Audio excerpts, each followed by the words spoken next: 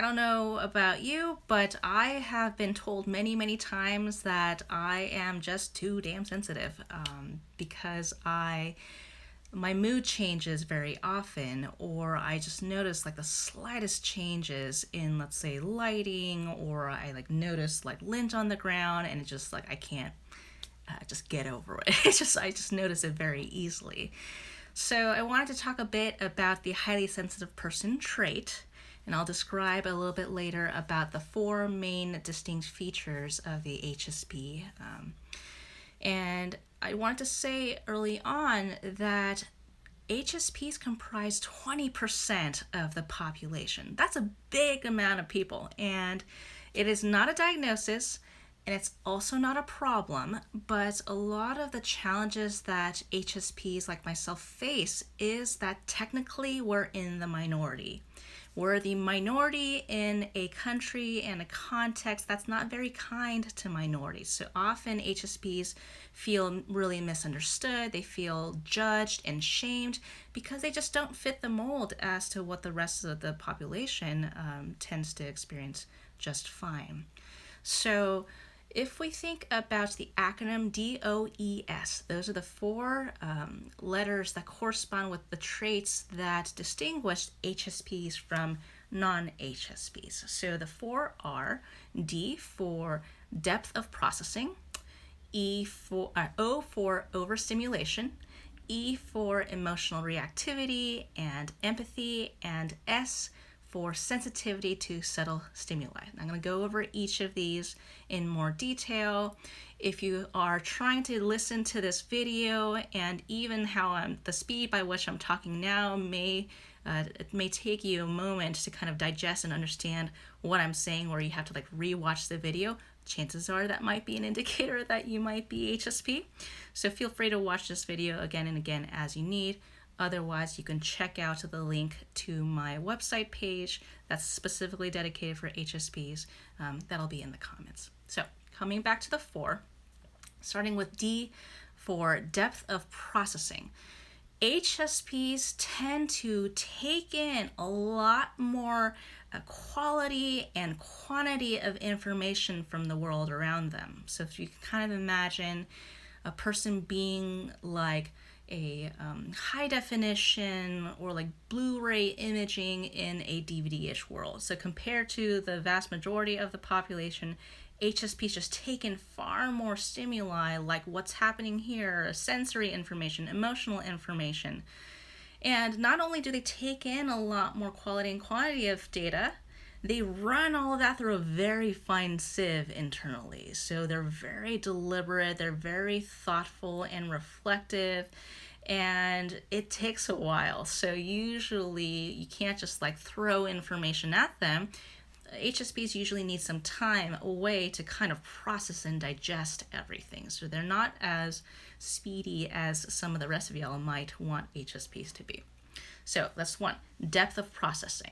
Secondly, because of depth of processing, often HSPs get overstimulated. That's the O in DOES.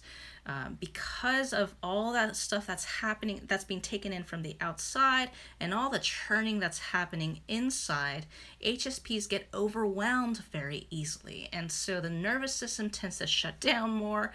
And so HSPs tend to get overwhelmed very easily.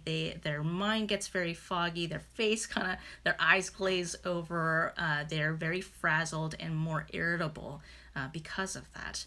And it's not necessarily because they're angry, it's because they're just trying to take in and digest all the stuff that their bodies have absorbed from around them.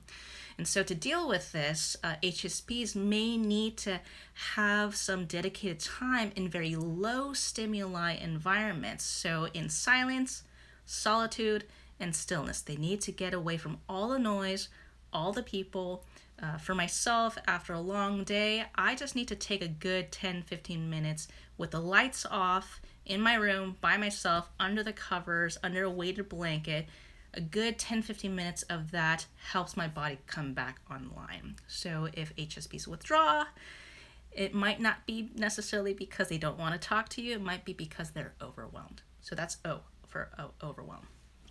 E is for emotional reactivity and empathy. Now, I've mentioned that HSP take in a lot more information from the outside world. Part of that information is around emotions. Because they also notice subtleties in facial expressions or tone of voice or body language, they're able to kind of pick up on the emotional cues of other people as well. This is not something that they do on purpose. It's very reflexive. It happens without them knowing it. But because they're more attuned to emotional cues for other people, they might feel feelings about other people's emotions, not just because they may sense some of the pain that they're experiencing, but because, let's say, if they see kind of an angry or grumpy expression in someone else, their nervous system start responding accordingly. Not only that, they tend to be very reflective internally, so they can even notice the nuances in their own emotional experiences. So sometimes HSPs can have feelings about their own feelings, and so they accidentally may find themselves having an emotional feedback loop. So they start like looking internally, and the more they focus on different nuances of emotions, that just kind of builds up like a snowball. So that's part of the reason why HSPs tend to be seen as being very sensitive or very emotional. Part of that is that all these focuses on details are kind of adding or amplifying itself. So the E is for emotional reactivity and empathy. And the last one, S, is sensitivity to some subtle stimuli. That's a mouthful. So if you think about the five senses, sight, smell, taste, touch, and hearing, HSPs pick up on those really readily. And so this is a great thing in some instances, like they're very good with the arts or aesthetics, because they have a dedicated focus on making sure things are in good harmony or they're aligned pretty well.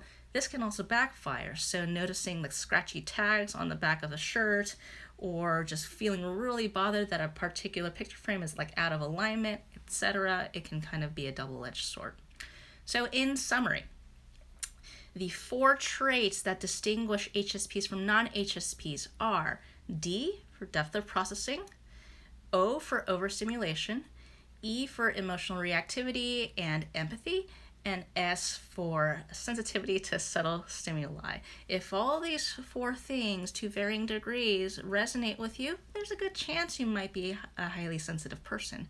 Again, this is not a diagnosis, and HSPs are also different from each other, so it's probably you'll resonate with these things kind of on a spectrum. But the reason why it's important for people to know whether or not they are HSP is because the things that the rest of the world needs for themselves as non-HSPs don't always apply to HSPs.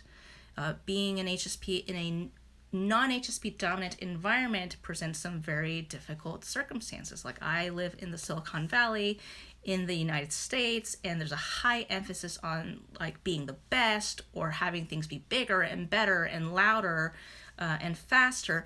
Those are values that don't often align with the HSP trait. So you take that same person, send them over to Japan or another country that is very HSP friendly, those individuals will be celebrated, whereas if they're in this environment, they're going to have a really hard time.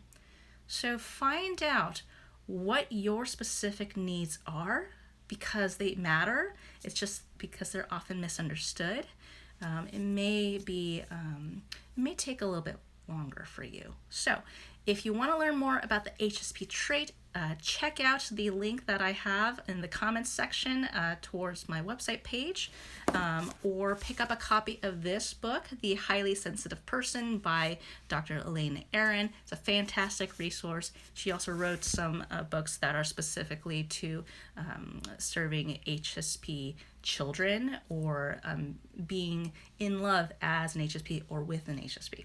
So hope this was helpful for y'all, and I hope to see you next time. Take care.